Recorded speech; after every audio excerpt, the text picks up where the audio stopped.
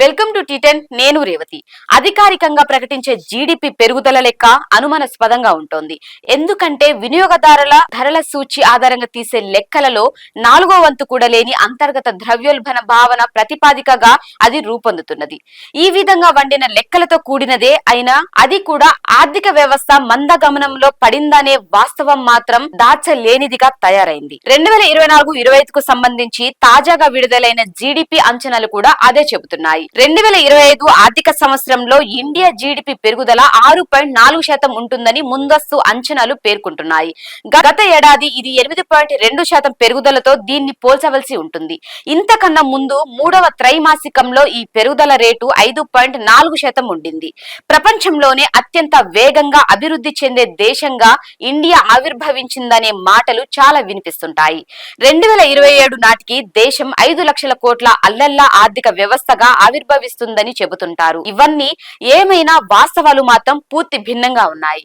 నిరుద్యోగం, ఆహార ద్రవ్యోల్బణం, తక్కువ స్థాయి ప్రైవేటు పెట్టుబడులు, స్తంభించిపోయిన వినియోగదారి వ్యయం, చిన్న చిల్లర రుణాల చెల్లింపులో వైఫల్యాల పెరుగుదల, ఉత్పత్తి రంగం పడిపోతుండటం ఇవన్నీ కూడా ప్రభుత్వ ఆర్థిక విధానాల దివాలా కోరుతనానికే సంకేతాలుగా ఉన్నాయి. ఆర్థిక మందగమనం కొనసాగుతుండటానికి ప్రధాన కారణం వ్యవస్థలో గిరాకీ లేకపోవడమే. అల్పిష్ట ఆదాయాలు గల ప్రజలకు కొనుగోలు శక్తి లేకుండా పోయిన ఫలితం ఇది. 2023-24 సంవత్సరానికి గాను ఇటీవలే విడుదల చేసిన గృహాల వినియోగ వ్యయం వివరాలు చూస్తే 4 సభ్యులున్న ఒక కుటుంబం నెలవారీ సగటు ఖర్చు పల్లెల్లోనైతే 8,079, పట్టణాలలోనైతే 14,528 మాత్రమేనని తేలింది. పెరిగిపోయే నిరుద్యోగం, ద్రవ్యోల్బణం దీన్ని మరింత జటిలంగా మారుస్తున్నాయి. వాటి వల్ల ఆదాయాలు హరించుకుపోతున్నాయి. గిరాకీ కొరవడిన పరిస్థితి ఉత్పత్తిని దెబ్బతీస్తోంది. కొత్తగా పెట్టుబడులు పెట్టి ఉత్పాదక సామర్థ్యాలు పెంచాలనే ఆసక్తి లేకుండా పోతుంది. మరోవైపున ఆ ఆర్థిక సంవత్సరం ఏప్రిల్-అక్టోబర్ నెలల్లో దేశంలో విదేశీ ప్రత్యక్ష పెట్టుబడుల ప్రవాహాలు చూస్తే 12 ఏళ్ల కాలంలో ఎన్నడూ లేనంత దిగువకు పడిపోయాయి. ఇక బయటకు తరలిపోయే వాటిని గనుక చూస్తే విదేశీ పోర్ట్ఫోలియో మదుపరులు వాటిని దేశం నుంచి తీసుకుపోవడం పెరిగింది. భారతీయ కంపెనీలు విదేశాలలో పెట్టుబడులు పెట్టడం కూడా పెరగడం దీన్ని మరింత సంక్లిష్టం చేసింది.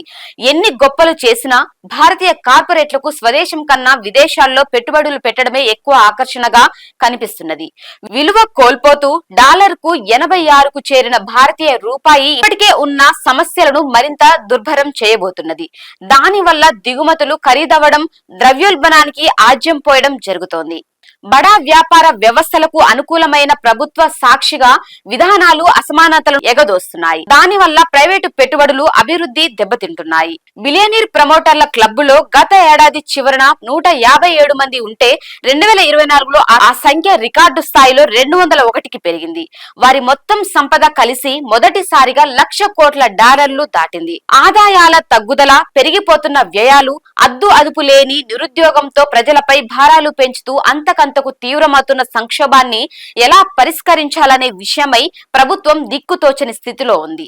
మోడీ ప్రభుత్వ తీరును గమనిస్తే వచ్చే 2025-26 బడ్జెట్ కూడా ఇప్పటి వరకు ఏటికా ఏడాది కుమ్మరిస్తున్న తరహా విధానాలే మరింత పెంచే విధంగా ముగుస్తుంది. కార్పొరేట్ల మీద, బడా సంపన్నుల మీద పన్నులు పెంచే మౌలిక సదుపాయాలు, వ్యవసాయ రంగాలలో ప్రభుత్వ పెట్టుబడులు పెంచి చిన్న మధ్య తరహా పరిశ్రమలను ప్రోత్సహించడం ఇప్పుడు జరగాల్సి ఉంటుంది. ప్రస్తుతం జీడీపీలో 7% మాత్రమే ఉన్న సంక్షేమ రంగ వ్యయాన్ని పెంచడం అవసరం. ఈ చర్యలు తీసుకోలేకపోతే ఆర్థిక పునరుద్ధరణ గాని, ప్రజలకు ఉపశమనం కలిగే అవకాశాలు శూన్యమే అవుతాయి.